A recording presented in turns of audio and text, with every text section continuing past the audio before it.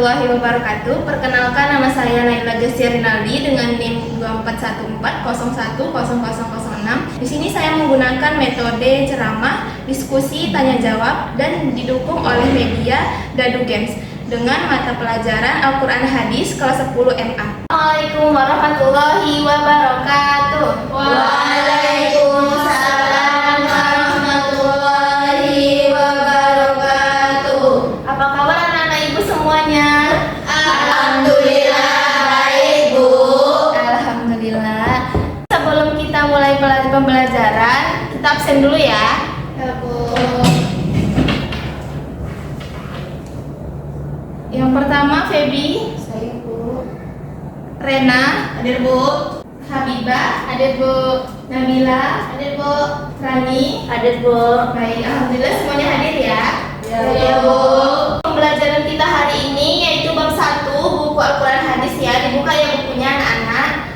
Di situ materinya tentang Al-Quran adalah wahyu Allah.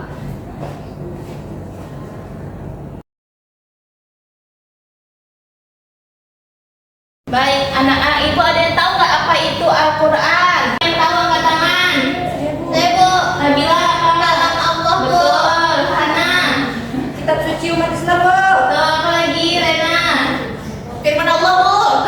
Rani. Mukjizat. Feby. Mukjizat apa, Bu? Oke, betul semua ya. Jadi anak-anak ibu sebutkan tadi betul ya. Al-Quran itu adalah firman Allah yang diturunkan kepada Nabi Muhammad melalui perantara malaikat Jibril secara mutawatir atau berangsur-angsur, dikumpul di dalam satu mushaf dan diawali dengan surah Al-Fatihah dan diakhiri dengan surah An-Nas dan membacanya bernilai ibadah. Lalu selanjutnya itu nama-nama Al-Quran. Yang pertama,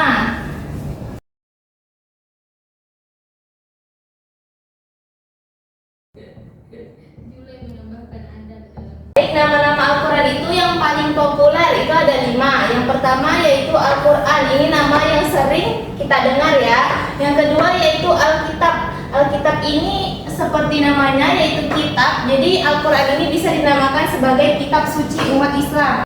Oke, selanjutnya yaitu Al-Furqan. Al-Furqan ini artinya pembeda. Jadi Al-Quran itu bisa dinamakan sebagai pembeda, yang mana pembeda yang hak dan yang batil. Yang hak itu yang benar, yang batil itu yang salah. Baik, selanjutnya yang keempat yaitu Az-Zikar. Az-Zikar ini artinya memberi peringatan. Nah, Al-Quran itu dinamakan sebagai Az-Zikar, itu memberi peringatan kepada manusia untuk melakukan atau melaksanakan perintahnya dan juga menjauhi larangannya.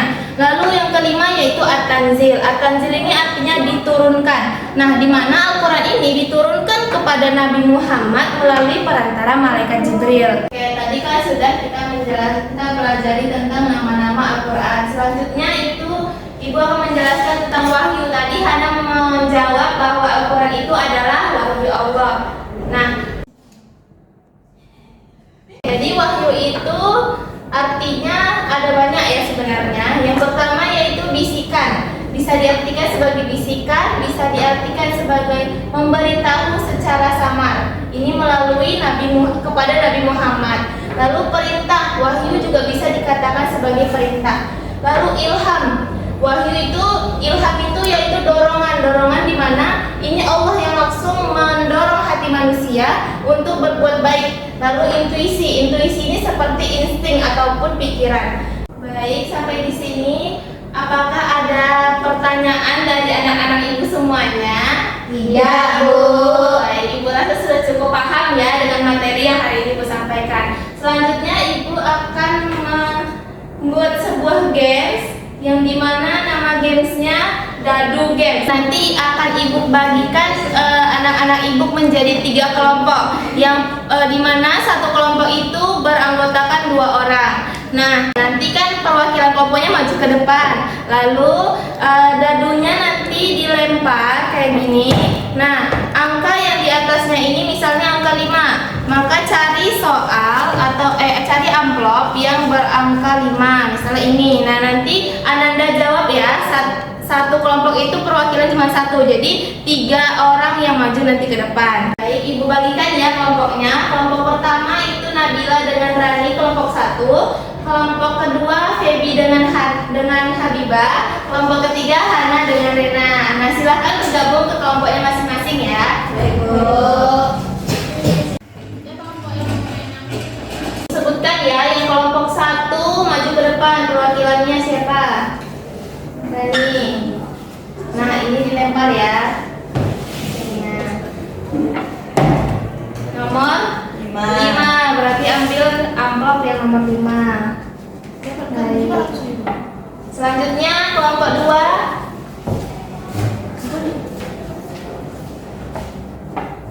Berapa, Mbak? 3, berarti ini. Perwakilan kelompok 3 silakan maju.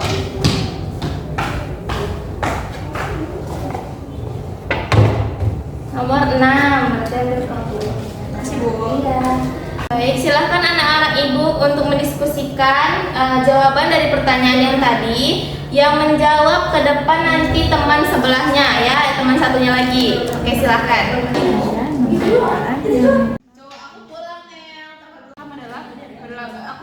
Apakah udah selesai diskusinya anak-anak ibu semua? Sudah. Baik, silahkan ya maju dari pertama dari perwakilan kelompok 1, silahkan maju ke depan. Dari berbagai nama Al-Quran, mana yang menurutmu paling menggambarkan fungsinya saat ini? Jadi menurut saya nama Al-Quran yang paling menggambarkan fungsinya saat ini itu yaitu Al-Furqan, Bu. Karena Al-Furqan ini artinya kan membedakan antara yang benar dan yang salah. Di zaman saat ini itu banyak informasi yang simpang siur ataupun hoax yang sulit untuk dipercayai. Jadi manusia membutuhkan pedoman untuk menentukan batasan mana yang salah, mana yang benar. Oke, selanjutnya perwakilan dari kelompok 2 silahkan maju ke depan. Bacakan pertanyaan dan jelaskan jawabannya ya.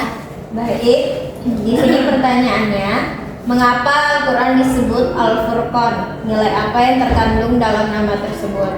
Jadi, Al-Furqan tadi adalah pembeda yang mana untuk membedakan yang benar dan yang salah. Fungsi Al-Quran, nilai yang terkandung dalam nama tersebut adalah supaya kita sebagai manusia itu bisa membedakan mana keputusan yang bisa kita ambil itu benar dan mana keputusan yang salah, sehingga nanti tidak berpengaruh buruk ke orang lain. Oke, betul ya jawaban dari kelompok 2. Beri tepuk tangan untuk kelompok 2.